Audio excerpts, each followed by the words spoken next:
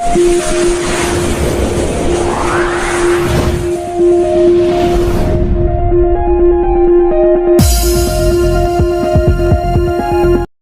Super speciality hospital में विशाल निशुल्क हृदय रोग शिविर का होने जा रहा है आयोजन, जिसमें मरीजों की हृदय रोग की जांच एवं इलाज की मिलेगी सुविधा।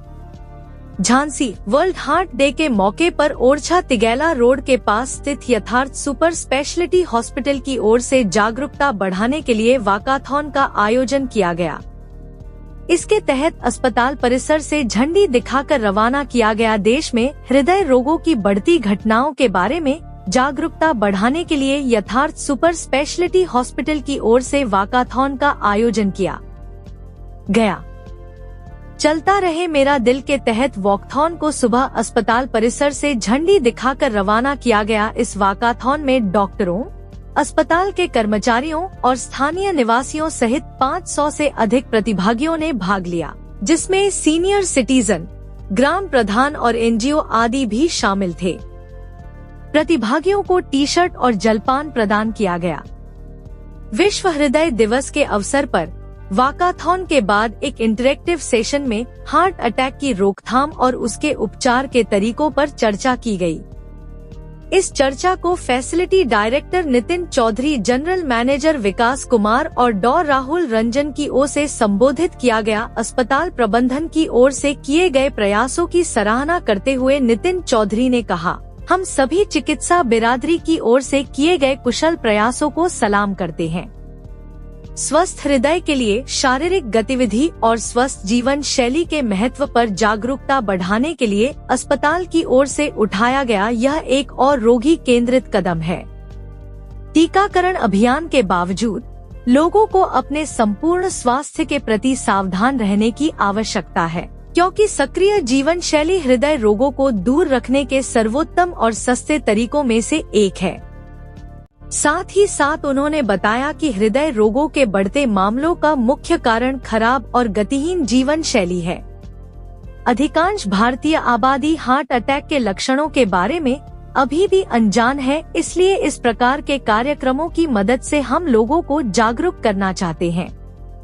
इस वाकाथॉन का उद्देश्य लोगों को हार्ट अटैक की रोकथाम और उसके उपचार के तरीकों के बारे में समझाना था।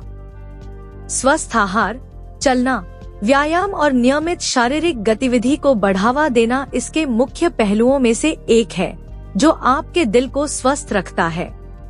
जो आप बता रहे थे कि जून का पहले एंजियोप्लास्टी हुई है। हाँ सर, अपने बारे में बताइए। आप जिस कंडीशन में आए थे यहाँ पर अस्पताल में, और जब आपका इलाज हुआ तो उसके बाद और यहाँ की व्यवस्थाएं आपको कैसी लगी, प्लीज जरा लोगों को अपने अनुभव बताएं। अपना नाम बताएं सर। नाम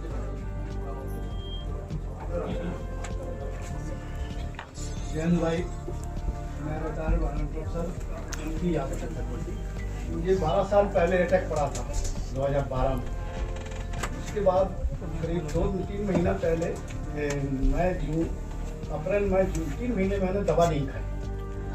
आई फीलिंग, घूमने जाता था, वॉकिंग कर रहा था, बाबा चला के एक ब्लॉकेज है हरदम, तो 90% ब्लॉकेज था। वो कल की डेट में, कल 1 महीना हो जाएगा, 29 अगस्त को सेकेंड ऑपरेशन हुआ। बहुत ही अच्छा हुआ, कंफर्टेबल है, आपके सामने है। मतलब almost no more type situation थी। 3 जुलाई को मैं घूमने जा रहा था, रास्ते में ब्लॉक हो गया, मतलब ये पड़ा और वापस आए, किसी ने हमें घर तक पहुंचाया। नो मोर टाइम मतलब बचने की सिचुएशन? हाँ, बस लग रहा था कि बचेंगे। नो मोर। सर को लग रहा था सर बचेंगे नहीं, जिंदा नहीं बचेंगे। ठीक है। सर एक सवाल था, एक ऑपरेशन के बाद ये दूसरे ऑपरेशन की जरूरत क्यों पड़ी? नहीं, देखिए मैं इनका बताना चाहूँगा, वैसे मुझे सारी चीज़ें वैसे डिस्क्लोज करनी नहीं चाहिए। सर माइक नहीं। आप बैठ जाइए सर, बैठ जाइए। नहीं, जो प्राइवेसी है वो रखिए।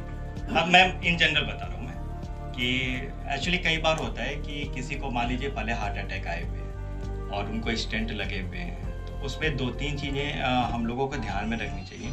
एक, दवाइयाँ रेगुलर खाते रहना है, कि दवाइयाँ कभी छोड़नी नहीं। अगर मान लीजिए कि दवा की दिक्कतें हो रही कि सर मेरे पास पैसे का अभाव है, या दवाइयाँ थोड़ी महंगी पड़ रही, या आप चाह रहे हैं कि दवाइयाँ थोड़ी कम हो, तो ये डॉक्टर से परामर्श लेना है। तो उसके अल्टरनेटिव है, अगर मान लीजिए ये नहीं खाने तो एटलीस्ट ये दवाइयाँ खाइए।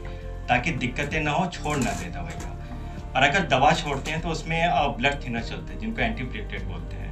तो जब हमेशा उसको लाइफ टाइम खाने रहते हैं, ऑलमोस्ट लाइफ टाइम खाना रहता है, और विद टाइम में वो डोजेज डिक्रीज होते रहते हैं कि हम डोज डिक्रीज कर देते हैं। अगर आप वो दवाइयों को छोड़ देंगे तो जो स्टेंट लगे हुए हैं वो दोबारा से बंद हो जाएंगे वो। और दूसरी है कि लाइफ स्टाइल हमको मेंटेन करना है। कई बार क्या होता है कि हम यहाँ से ट्रीटमेंट किए पेशेंट का, उनको हार्ट अटैक आया हुआ था, तो मैनेजमेंट का सब कुछ करके हम लोग भेज दिए। अब बहुत सारे पेशेंट को ऐसा लगता है कि अब मेरा सब कुछ इलाज हो गया, मैं तो बिल्कुल सही हूँ, स्वस्थ हूँ, तो फिर वो क्या करते हैं, वो दवा वगैरह सब कुछ छोड़ देते हैं। और जैसा लाइफ स्टाइल पहले था वो लाइफ स्टाइल वैसे ही इरेगुलर खाना, स्लीप इनएडिक्वेट, ये सारी चीज़ें चलती हैं। तो वो पेशेंट है वो हाई रिस्क हैं कि उनको दोबारा से ब्लॉकेज आएंगे, और जो स्टेंट लगे हुए वो भी बंद होने के काफ़ी हाई चांस हैं।